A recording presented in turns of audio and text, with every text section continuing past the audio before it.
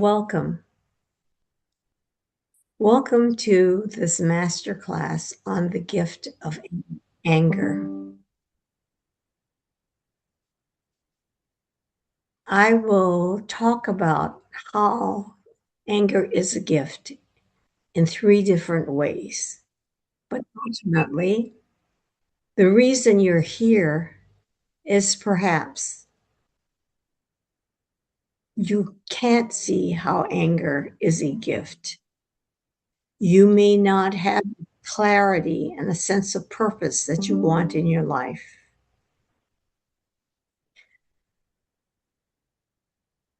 But before we get into the material,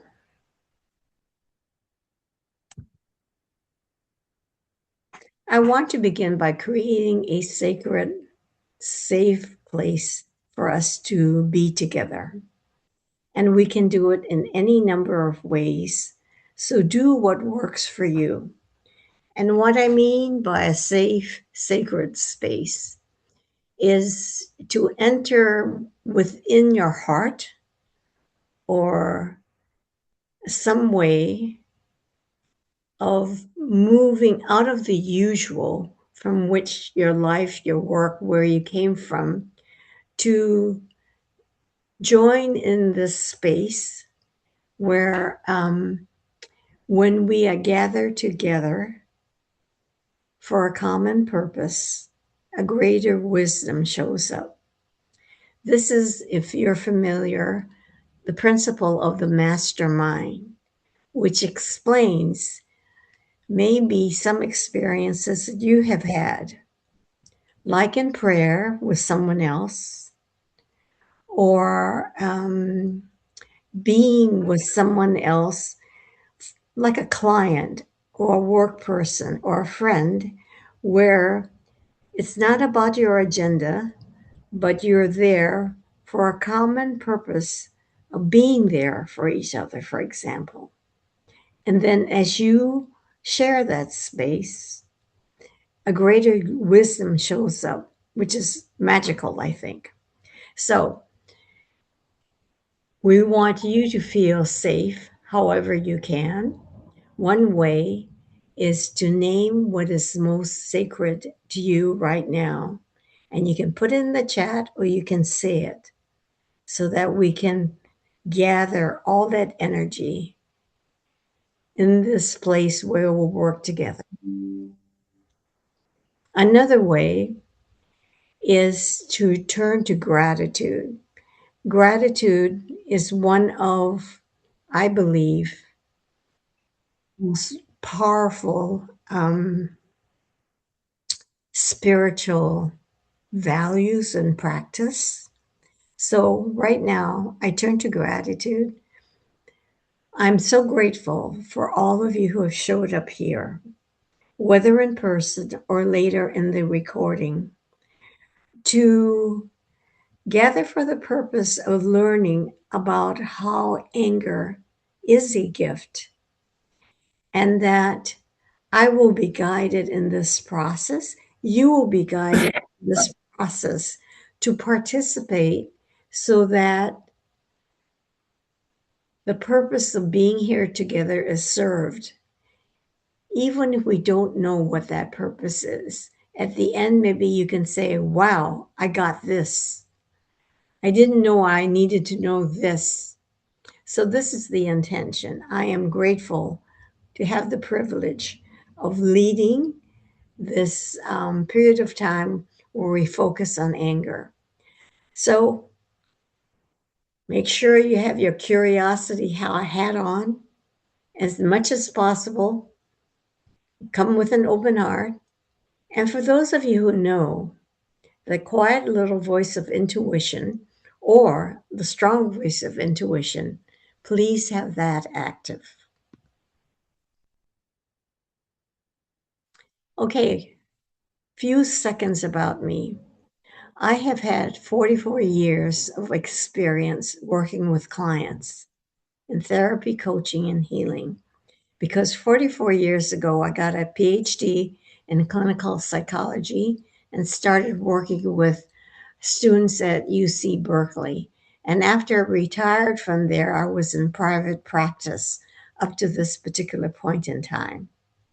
So the point is, I've had a lot of experience working with people on their path of healing.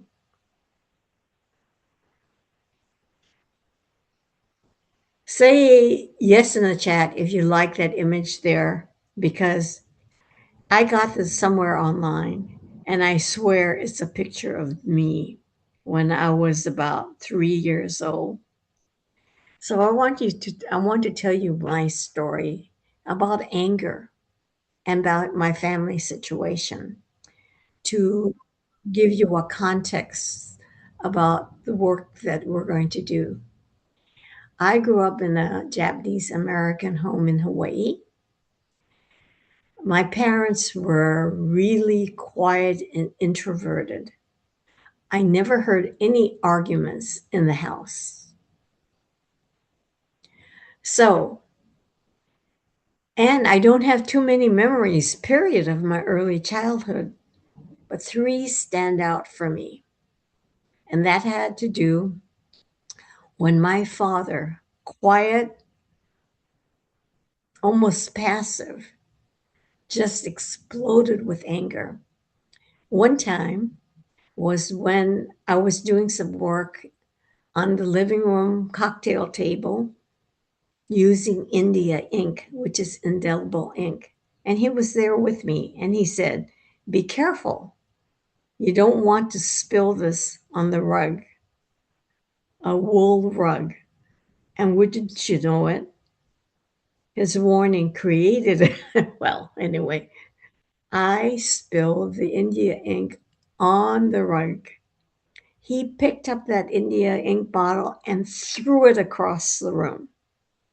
He didn't say anything to me, but as I've done this work on healing myself and my heart, I learned that that told me that I wasn't safe if I made a mistake.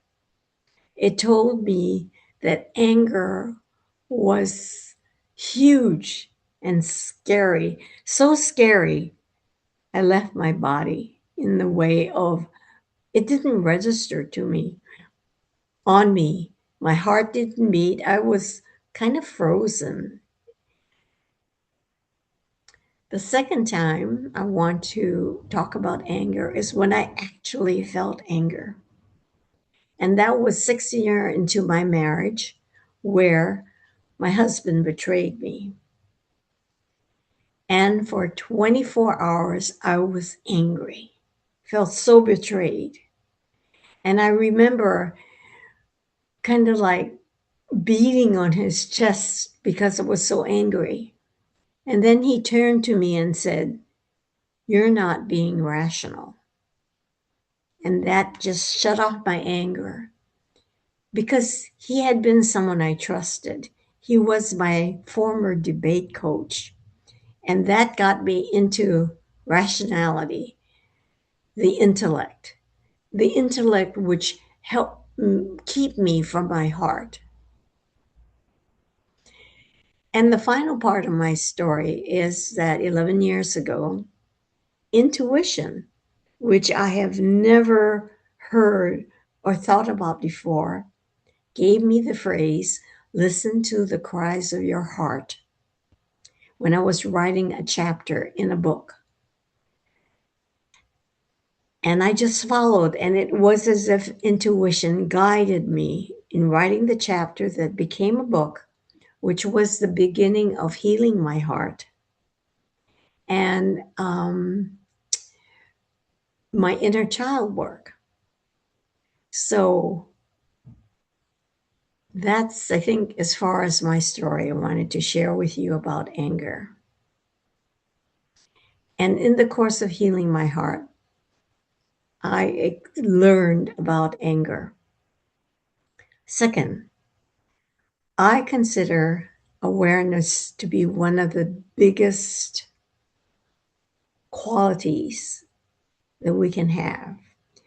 And the whole presentation is one where I'm going to talk about things, have you spend time yourself reflecting on things so that you can bring your awareness to places that you have possibly not been aware. And that's my uh, assignment for today and my intention. I want to take you into areas, spend time there with awareness to see and take in what you're seeing. All right. So, this is where we're going to begin using the chat. I am going to ask you specifically 8 things that are represented by what that's on the slide. Say yes in the chat if you know what it feels like to be confused and unsure about what you really want. Are we getting yeses? Doug?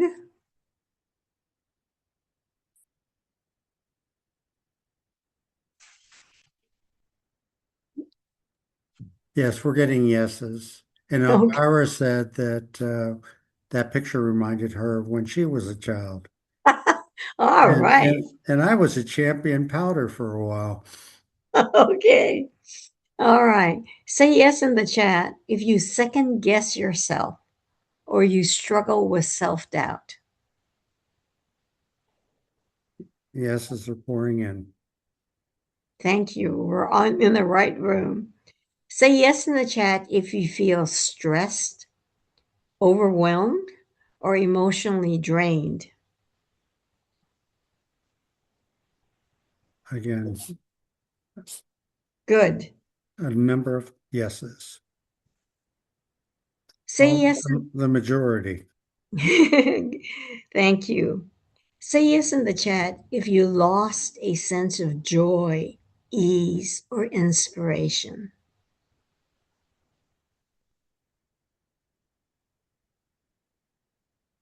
Again, large number of yeses. Wonderful. Cassandra says, especially recently. Okay. Say yes in the chat if you keep going, but something feels missing.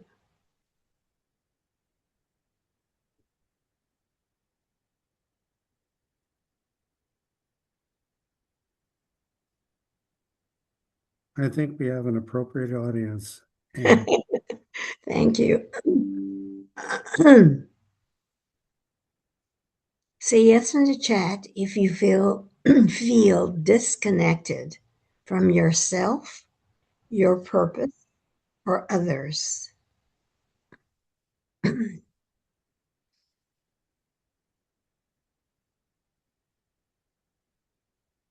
lot of yeses. Finally, say yes in the chat if you feel resentment building, even if you don't show it.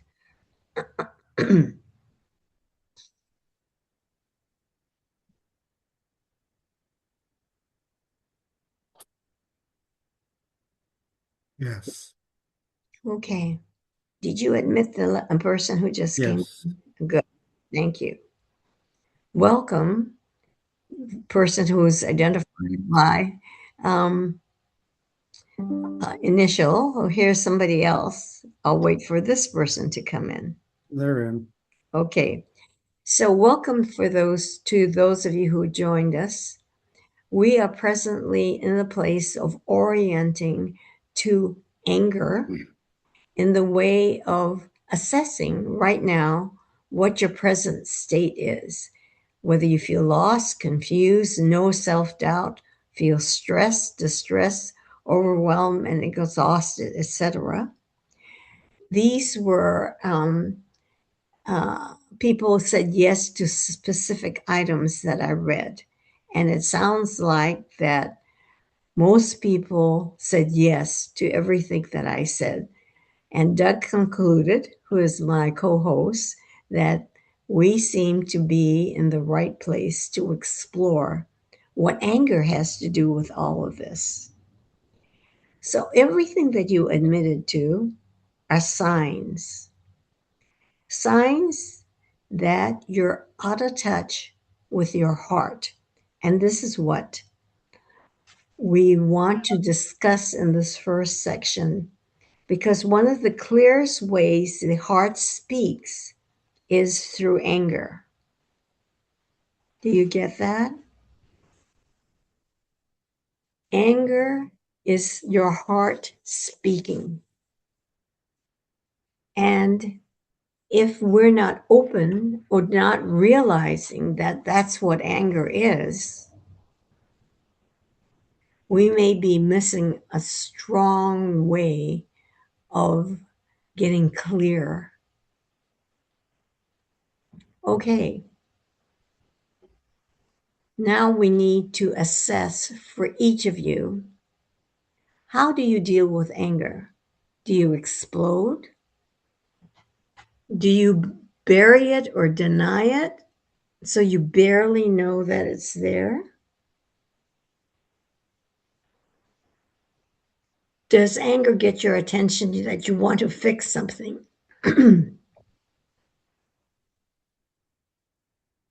Or do you shut down? Or do you find yourself wanting to start pleasing so that whatever is happening will go away? So, what I would like you to do right now is do some self reflection. Go back to your childhood, as like I did, and see what your experiences with anger. Was it scary? Were you taught to not be angry? Were you somehow taught, as I was taught, to bury it? I don't know whether I said this out loud, but the stoicism that was part of my family was a way of not feeling your feelings and just stay above it in the place of being publicly pleasant, polite, and acting as everything is fine. So this kind of is a barrier so you don't feel especially your anger. So I'm going to give you 3 minutes, even the people who just came in, to reflect what happened to you in your childhood. How did you experience anger? So I'm giving you 3 minutes to think about your experiences with anger and what it taught you.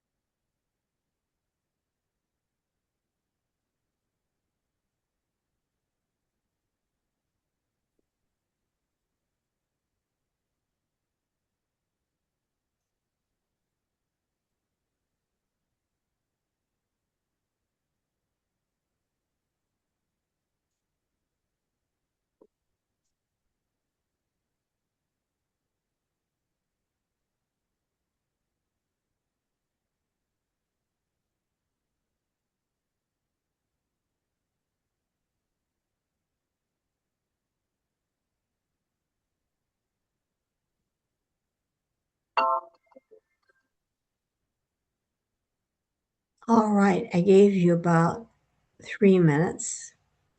I want to summarize for those of you who joined us late what we're doing right now. In this first section, I want you to reflect on how you are related to anger.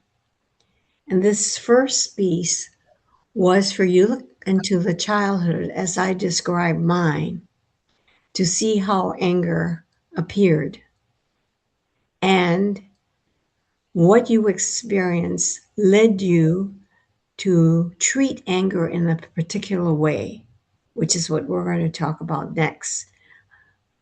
How you hold anger, how you express anger, how all of this. So, this was a time for self reflection. So, if people would share in the chat one thing they learned in their childhood or what they remembered about who was the angriest person. Um,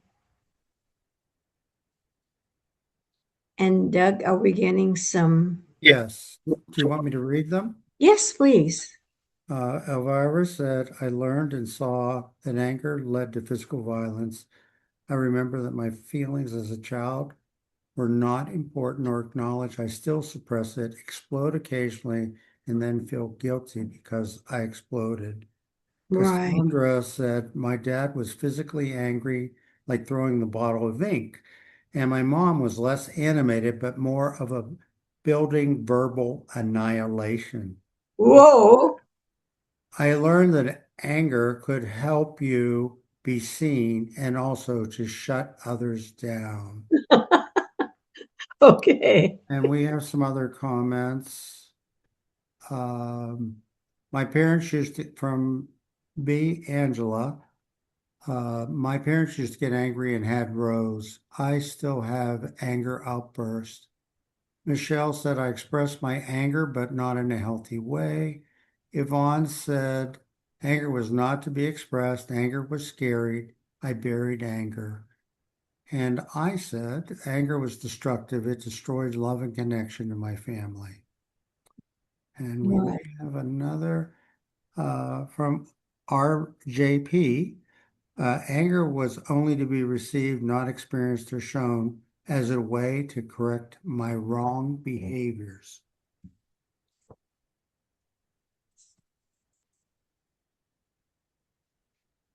So, as people are indicating in the chat already, your experience in childhood in your family taught you or created your relationship with anger, whether it was to bottle it up until you couldn't bottle up and you exploded with it.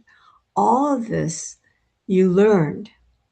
So, this exploration is a wonderful uh,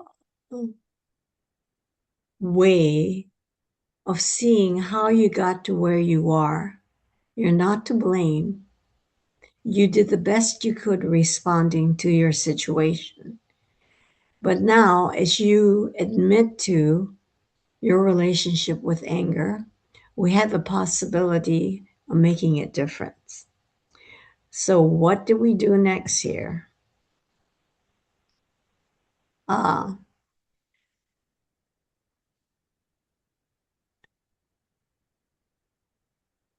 anger feels destructive, frightening, shameful.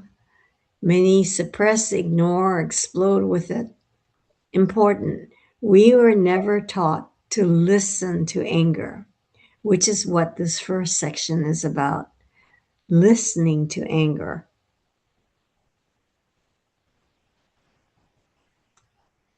Did I jump too far? Hmm. Thich Nhat Hanh, one of my favorite wisdom teachers, says, anger is a sign that something deep within you needs your attention. I think that's beautiful. So consider that anytime you feel any signs of anger or even explode with anger, It's a sign that something deep within you needs your attention. And I'm going to talk about one suggestion on how you might begin to pay attention to your anger.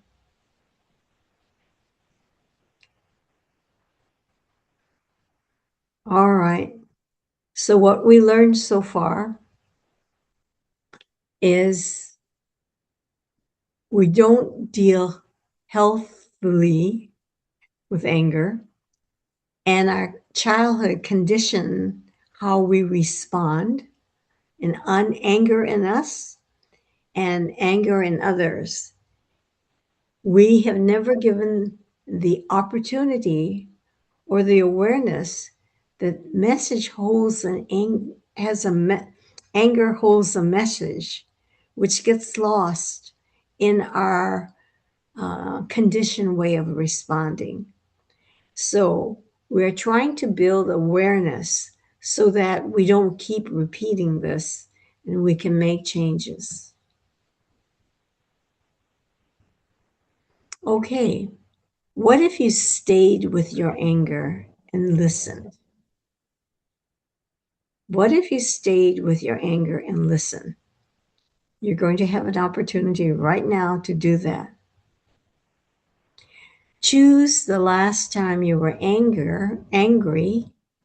Remember it, big or small. Now, stay with the anger. So just picture yourself in the situation. Get in touch with how that feels, maybe in your body. And then stay with the feeling of anger and ask, what is your message? Hopefully, those instructions are clear enough. And once again, I'll give you time to reflect.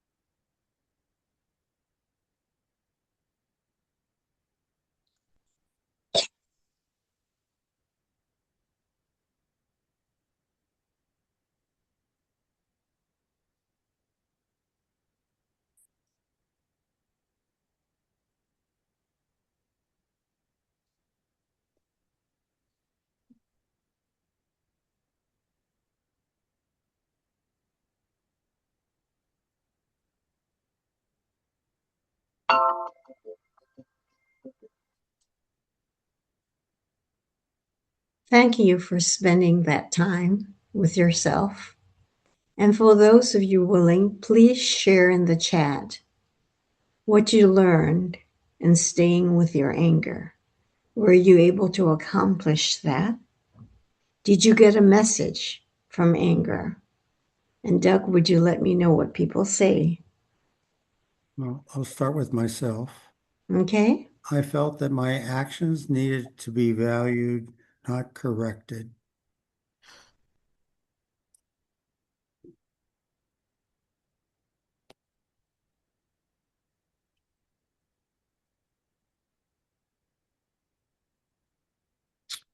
Cassandra said, my anger let me know a boundary was crossed. Yes.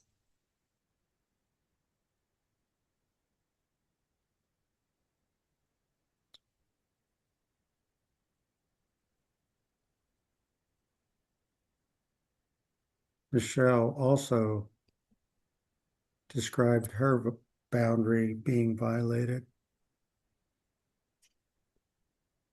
And if you could both say what that boundary was, how was it crossed? What was someone not respecting, not, um, yeah, not seeing, not getting? Or how were they intrusive? Yeah. Yvonne says, my anger is important and must be expressed in a healthy way. And we'll talk about the healthy way, hopefully. Michelle says, intrusive and disrespectful. That was the Okay. boundary that was Right. violated. Cassandra said, I needed to be heard and I needed patience for putting my thoughts together. I didn't Uh-huh. get that.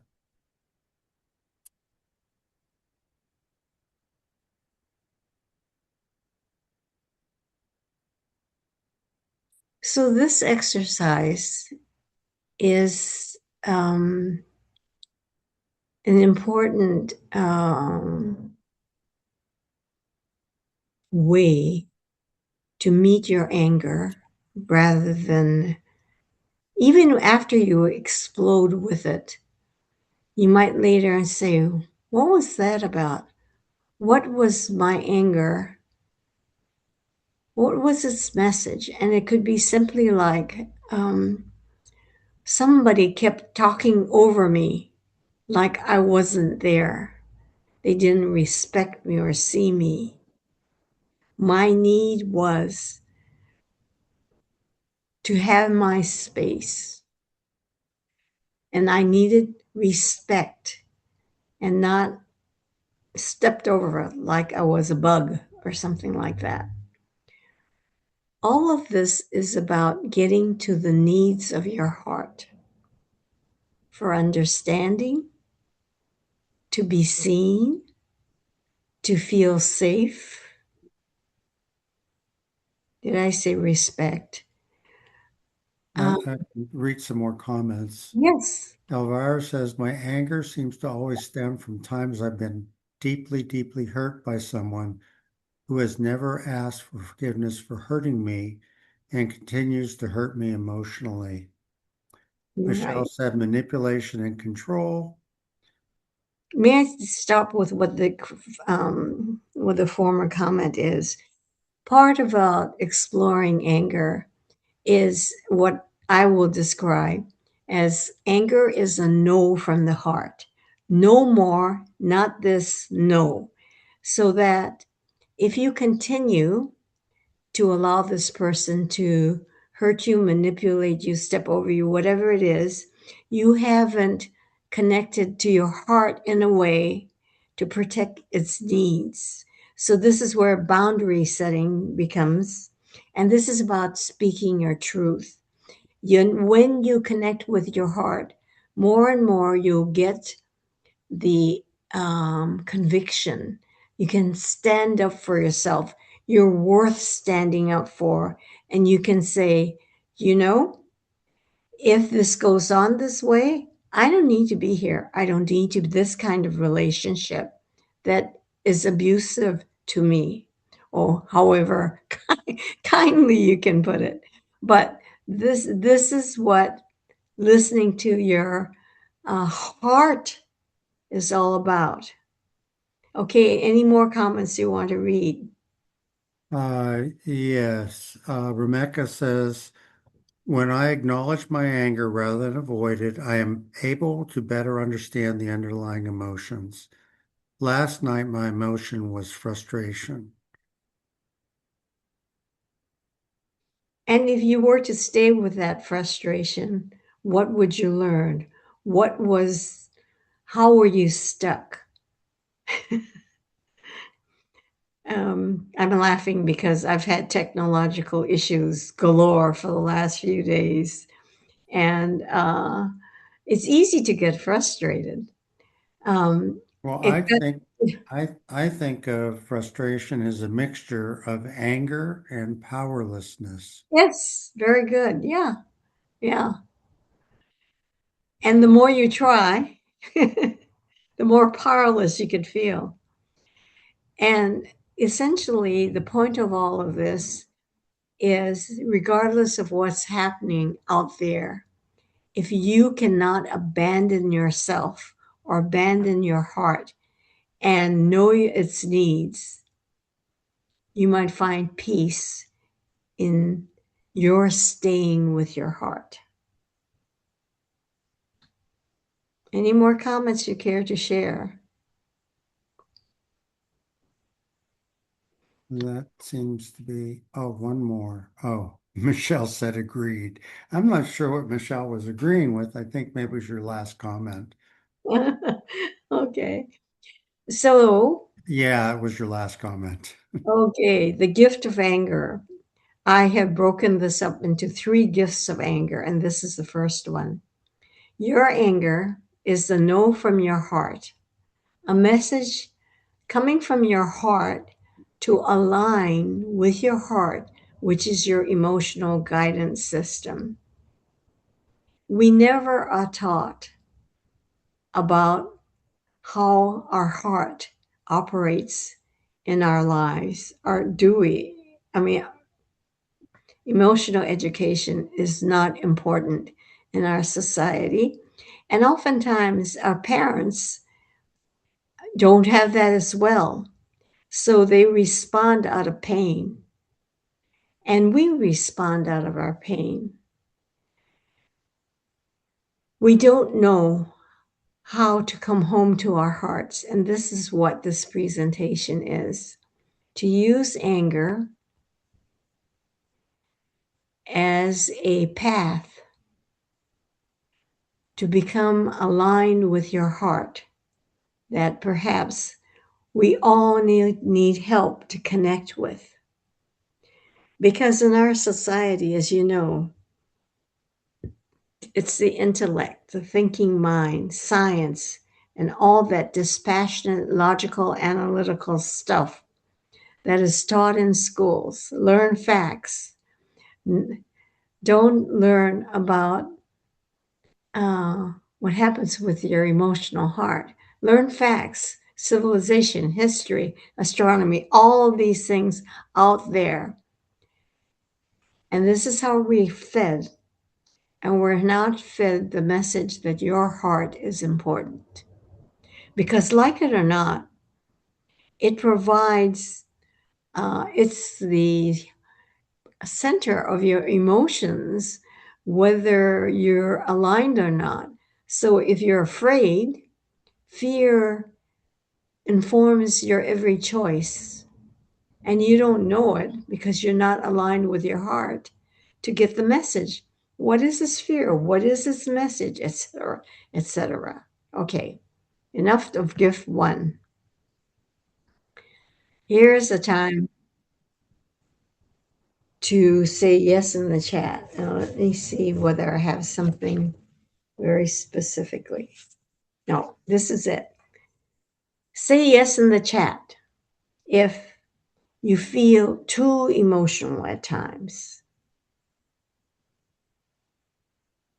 Not all would be that way. Are we getting some yeses? Yes, we are. Okay. Say yes in the chat if you find your reactions feel much bigger than the situation. Sometimes, yes, yes, yes. Say yes in the chat if you feel hurt, unseen, or not respected. Sometimes. Yes. Say yes in the chat if you feel alone, even with others around, or maybe even more alone because others are around.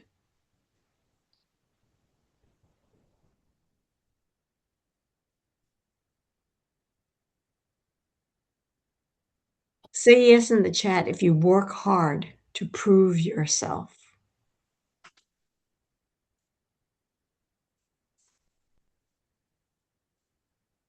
Elvira said, loneliness is always present in response to the prior comment you made. Mm-hmm. Say yes in the chat if you try to keep everything under control.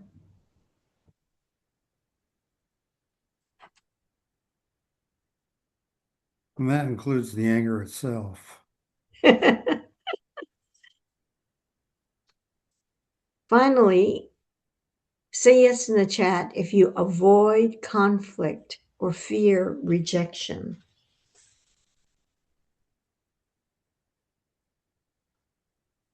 In response to a prior comment, Elvira says, I used to try to prove myself. I give myself permission to not do that anymore. Beautiful.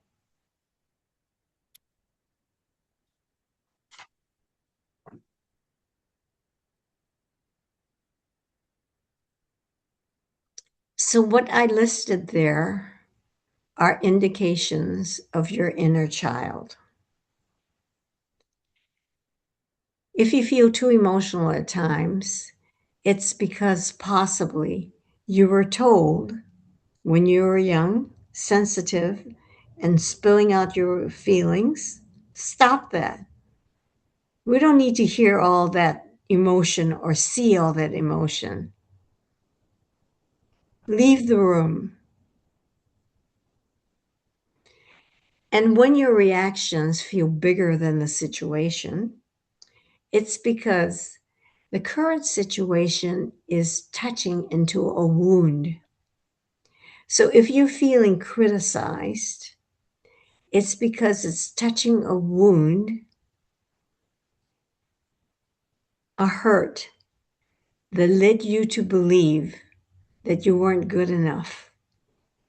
And when someone criticizes you, you feel that I'm not good enough. And you were really young when you believed you were not good enough. You feel hurt, unseen, or not respected. This is any young child who was ignored, rejected, abandoned, left at home without anyone there, or not treated with respect. You're a child, so you're just kind of treated like the dog, not a person with a heart and with feelings. And if you feel alone, it's because that when you were hurt really badly early on, there was nobody there for you. You were the only person there with you, so you felt alone. And because of that hurt, you can all, unless it's healed, you will always feel alone in many circumstances. You work hard to prove yourself an overachiever.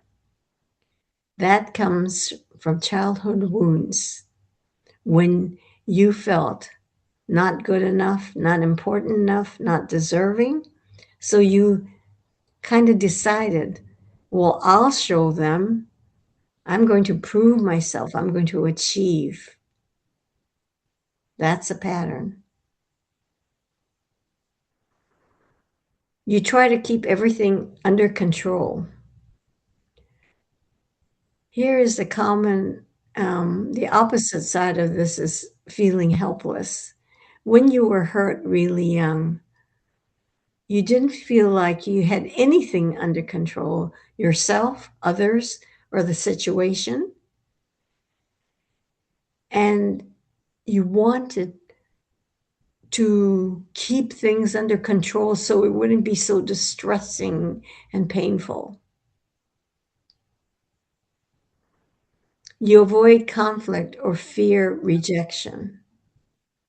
Yeah, conflict, too scary. Rejection, we know it only too well. So these are all hints or indication of the inner child. So anger is the voice of the inner child. There are triggers, anger being the loudest for many of us, fear is another, sadness is the third. Today we focus on anger. The inner child is also found in beliefs or impressions of self and the world, as I described some just previously. And the patterns developed to survive, they are the script that run the adult's life. And in another master's classes, I have spent a huge amount of time going through various patterns that people can identify and realize that's how they live. The adult life is run by these scripts or by these beliefs. Let's see, I think I want to go beyond this first. Okay, let me summarize. In the wounds of not feeling loved, neglected, or in an unstable environment, the child gets impressions, which we call beliefs, like I'm not enough, I'm not important, my feelings don't matter, or I must do it all myself because there's no one here doing it, taking care of me. And then there are strategies that get created: perfectionism, people pleasing, super self reliant. I'm going to do all myself. People pleasing. I'm going to take care of everyone's needs so that I can be safe. If I can make sure that everyone's happy, then I can be safer, is the belief. And then perfectionism. It's a strategy that the inner child takes on. If I do things perfectly, then I'll get what I need. Now let's see what I went past. Okay. We spoke about anger in terms of explosive anger that we know, but I want you to become aware of subtle signs of anger: frustration, disappointment, irritation, annoyance, resentment, jealousy, feeling bothered, feeling off without knowing why, tension in the body, especially the jaw, shoulders, and chest, or a tight or heavy feeling inside. The reason why I have this list is every one of these that we think is, oh, I'm just annoyed.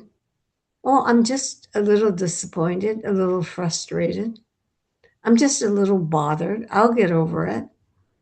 Is to ignore signs of anger that still have a message, still provides an opportunity to meet your heart and be aligned with your heart. So look at that list and make sure that you are taking note that when you explore anger in your life, you will not ignore these little things. Okay.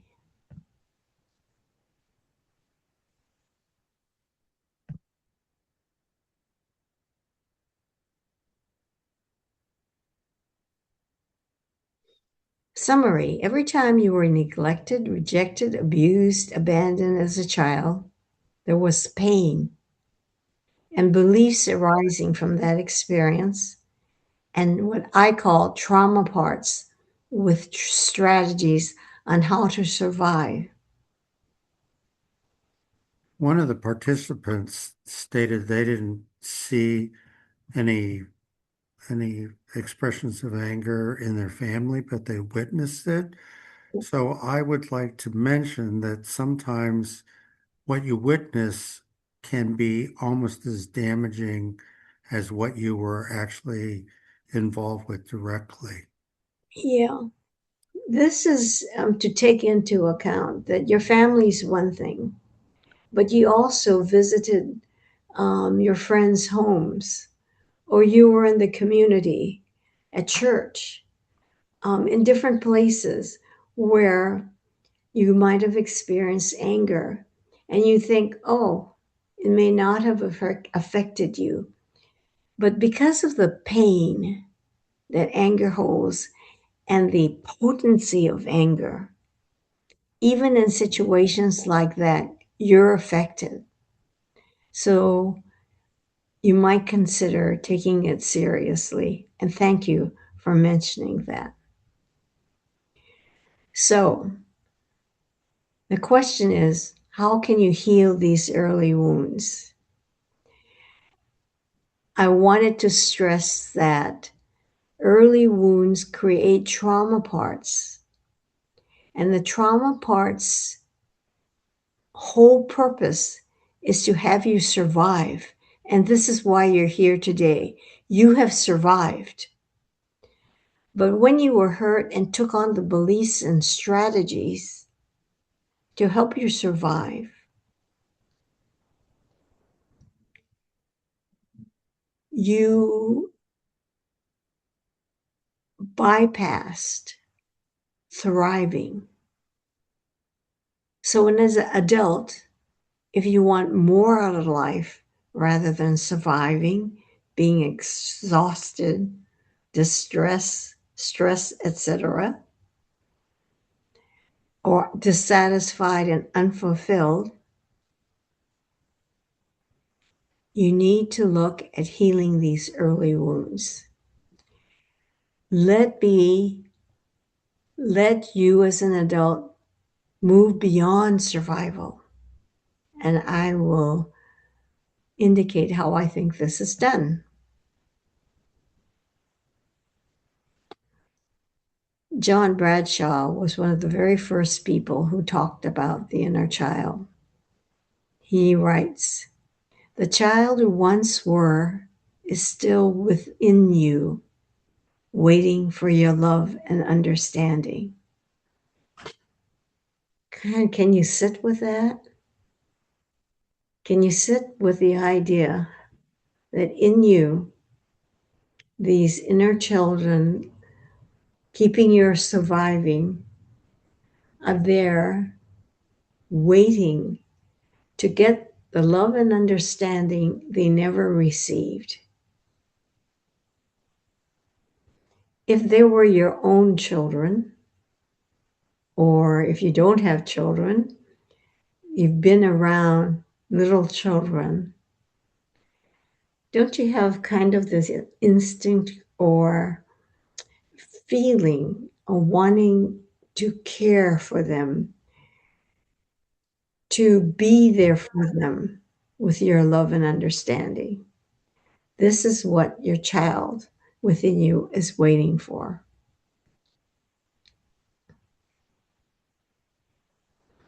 So, the inner child signals you through anger, fear, and sadness, and through limiting beliefs and patterns.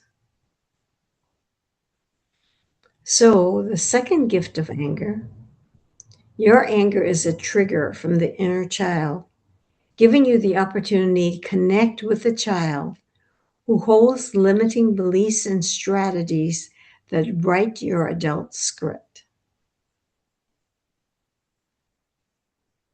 That's the second gift.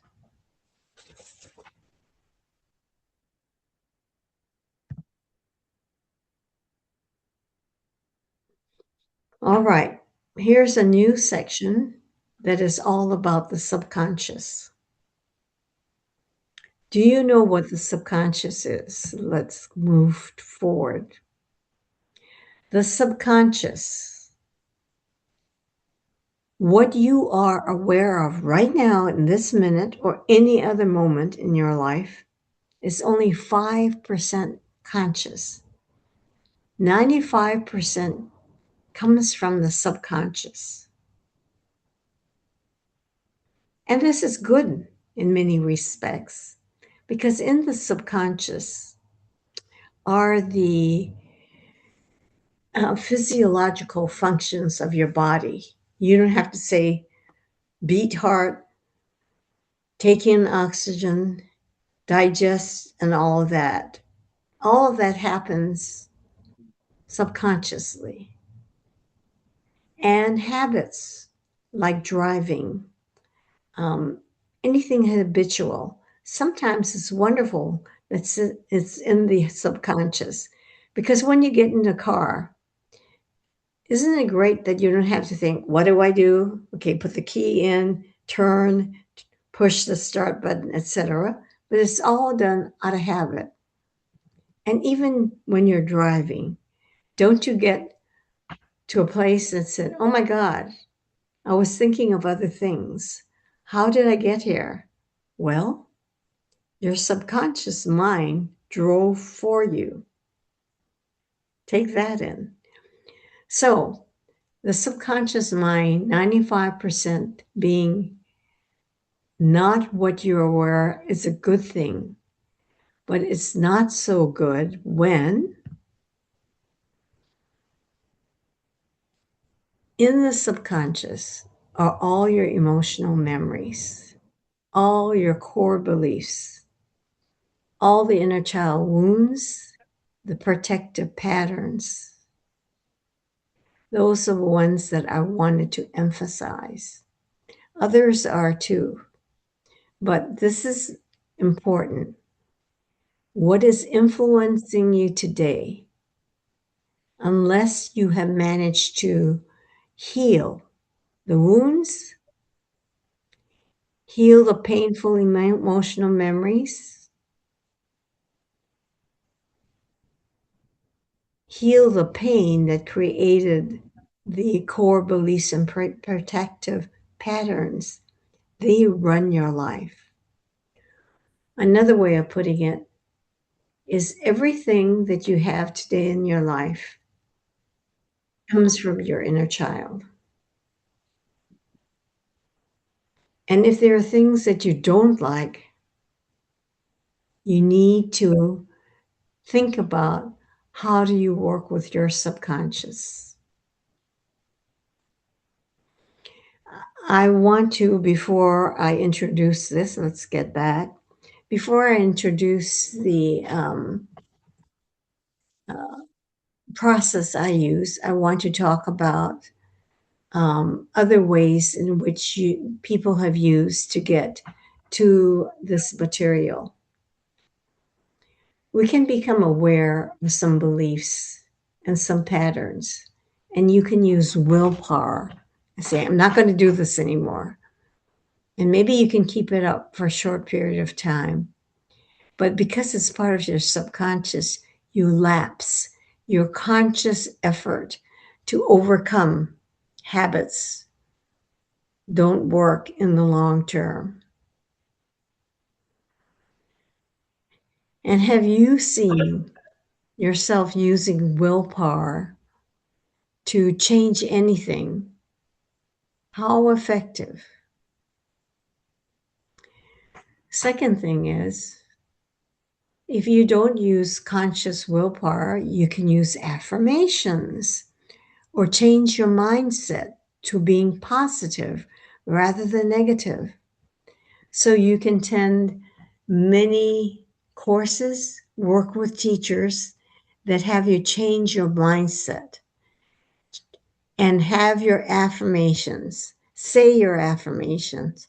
Put it everywhere. Repeat them in the morning, repeat them in the middle of the day so that you can remember I am good. I am successful. I am patient. I am generous. Whatever it is, affirmations. Be more positive so that whenever you see yourself being negative, you can say, oh, don't want to go there. Change it to positive. But because you're trying to do it in the conscious moment, it doesn't stick. What sticks is in the subconscious. And that's why I work with the subconscious. However, there are systems like hypnosis, which definitely uses the subconscious, and systems like uh, hmm, EMDR. EMDR or even tapping, EFT. They all kind of tune in to another aspect of you, like in terms of EFT, tapping on meridian lines, activating another aspect of your body and your system, and not sticking with conscious mental effort. EMDR, by getting your corpus callosum to be clear and unifying the parts of your brain, accessing the encapsulated trauma parts, also do similar things. So, Another technique that I found helpful in the past was getting Rolfing because a lot of hidden feelings were locked into my body. right. Did you let Peggy in? I am right now. Good. So, there are methods of accessing that. And Rolfing is really painful. And Rolfing can only do so much because your body holds so much. So you can't just have one session, you have to have repeated sessions. So I would say that if you've got the capacity to suffer through Rolfing, blessings. Well, Um, I'm partly a masochist, so okay, once was enough for me. So, in other words, I'm not saying there's the only one way to access all that is in the subconscious, but what I use is very direct. MAP, which stands for Make Anything Possible, is a system that trains your subconscious to treat and heal all that we've been talking about. Once trained, we call it the superconscious, which actually is a divine expression of you. That's why superconscious is there. It's like having a genie in your pocket.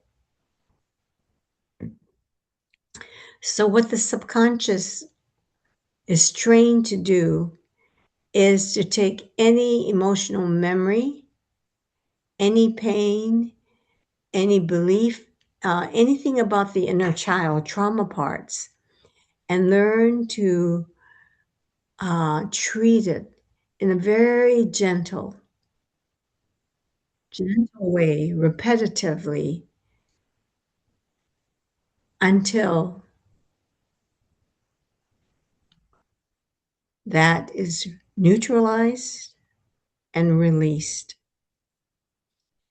And in a treatment, person often can feel a relief of a weight being dropped, a shift energetically, like in their chest, it's no longer tight. Sometimes during a treatment process, someone would say, oh, I can feel an uneasiness in my stomach. So then I say, okay, let's go to the stomach and ask this distress in the stomach, what is your message? And they would get the message.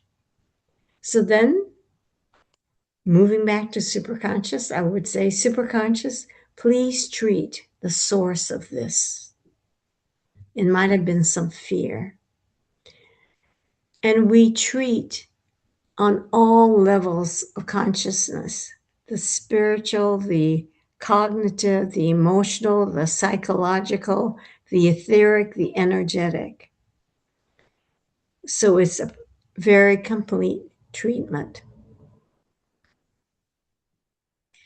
But sometimes we have to particularly pay attention to the body as it's held, as with Rolfing, held the pain. So we might need an extra treatment for someone holding the pain in their body. But the point is, a good practitioner is sensitive, intuitive of all the things that you talk about that suggest other trauma parts and other aspects that need to be treated. So when I've worked with individuals, I get a testimonial like this. I had several light bulb moments that shifted something deep. After immense trauma and loss, she is the first to reach that part of me that helped me begin to release it. So, this is what this person said about a MAP treatment. It's deep, it's gentle, and effective.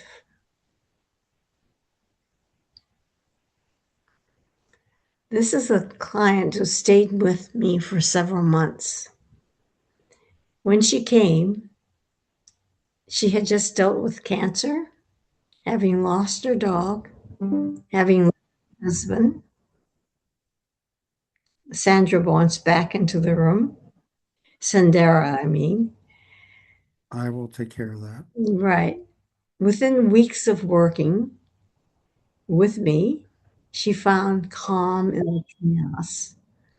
9 months later, she says, I'm happier than I've ever been.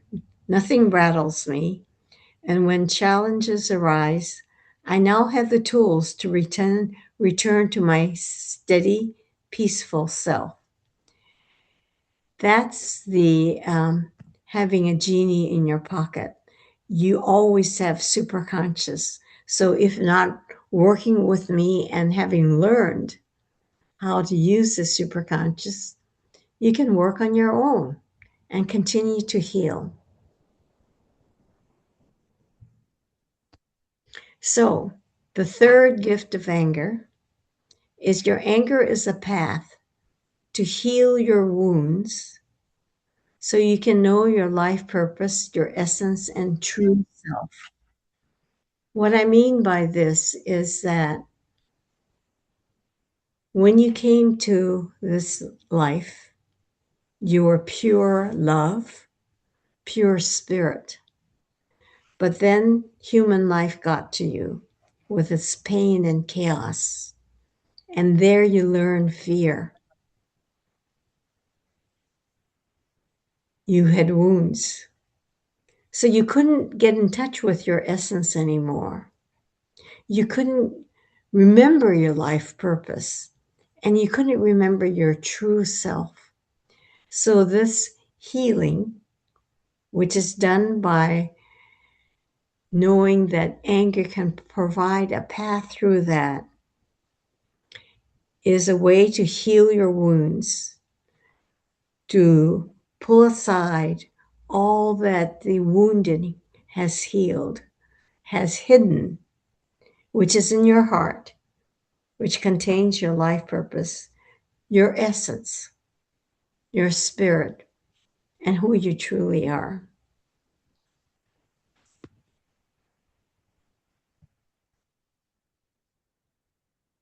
All right. Say yes in the chat. if you try to change patterns and beliefs. And although you may have shifted some of them, but you still have many, say yes in the chat.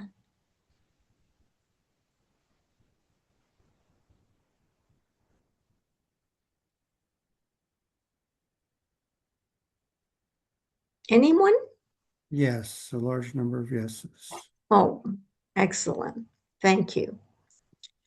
Say yes in the chat if you would like to release the patterns and beliefs of your inner child now that you've got a sense of your inner child and what she or he holds in terms of limiting beliefs and patterns of survival. How many of you would like? Again, Yeah? again, it's a large number of yeses. Okay. And I guess just simply, how many say yes in the chat you like to heal your inner child, to live from the wisdom of your heart?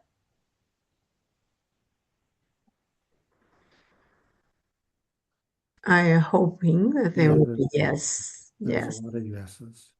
Okay. Now's the opportunity for you to share right now what's in your heart. Any insights, any commitments? Would you share in your heart what all this time together how it's affected you in terms of what you see of your pain, your patterns, your beliefs, wanting change, etc. Please share.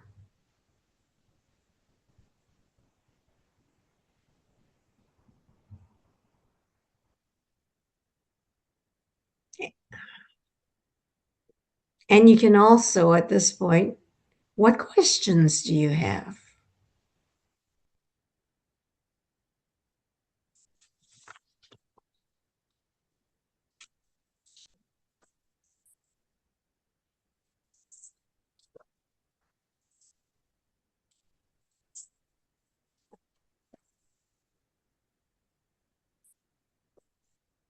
Anything, Doug? Yvonne says, I commit to healing my heart and embracing my inner child. Elsa Great. says, I wish you could have been my parents' counselor. We all wish our parents had counselors. B. Angela says, just wondering if I'd done it before. I'm not exactly clear what she means by that. I want to respond to the comment before. You know, we don't have ideal parents, but when you learn enough of yourself and others and what would have made a difference, you can become that parent to your inner child or a parent in your heart so that you pay attention to what you need. You pay attention to what hurts. You pay attention to when you need compassion, understanding, forgiveness. You be on your side. This is part of what happens as you heal. You learn that you can become your strongest advocate and your most loving parent, but it takes a while. Any more comments, Doug? Um, B. Angela said, she's done inner child work before. Cassandra says, I think it is nice to hear this from a group of other people. Elvira said, this class made me cry, but I hugged myself for comfort. So that's a good start to loving Yes, myself again and providing myself with love. yes, yes. Michelle said, I am currently working with a spiritual director. I have an increased awareness of emotions which have been confirmed as anger in different ways.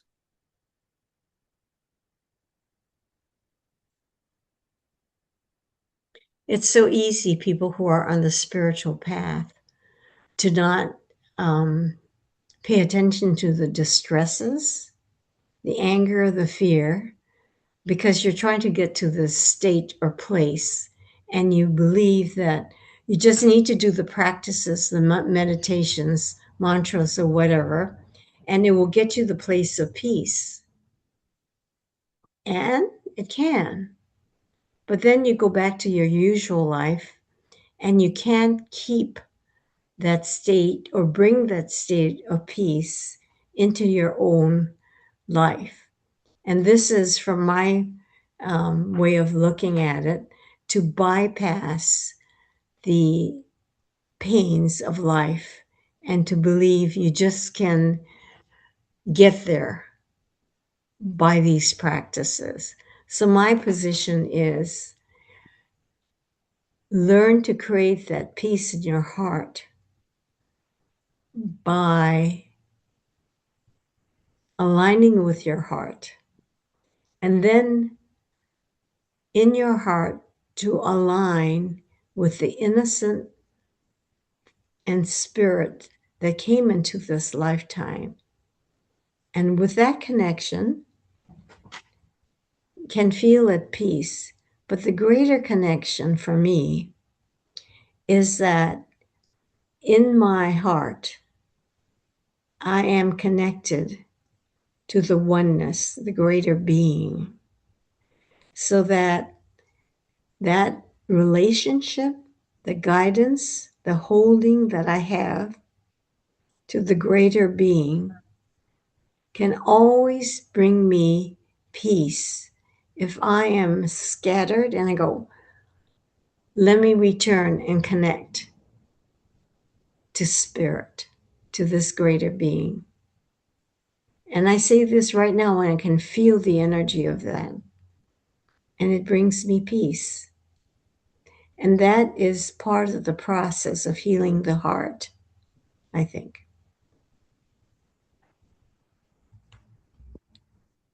Oh, got 2 minutes left. Michelle says, Amen. Amen. Thank you. Understand and very much appreciated.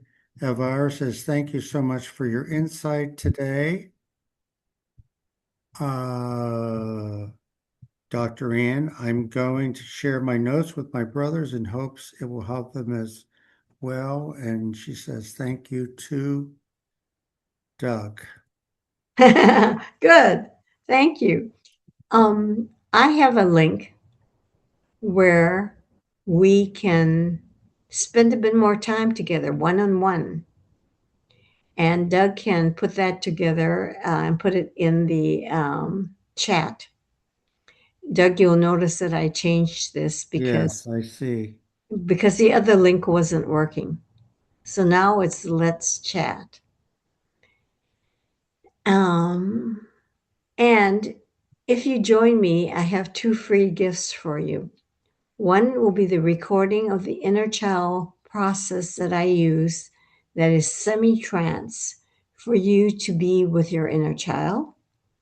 And the second is a 4-minute video audio about starting with distress and learning to stay with it so you can connect that distress with your inner child. Those are enticements and gifts that I have for you. So I am available a few hours today, a lot of time tomorrow, and next week. So here it is. Sit still for a minute.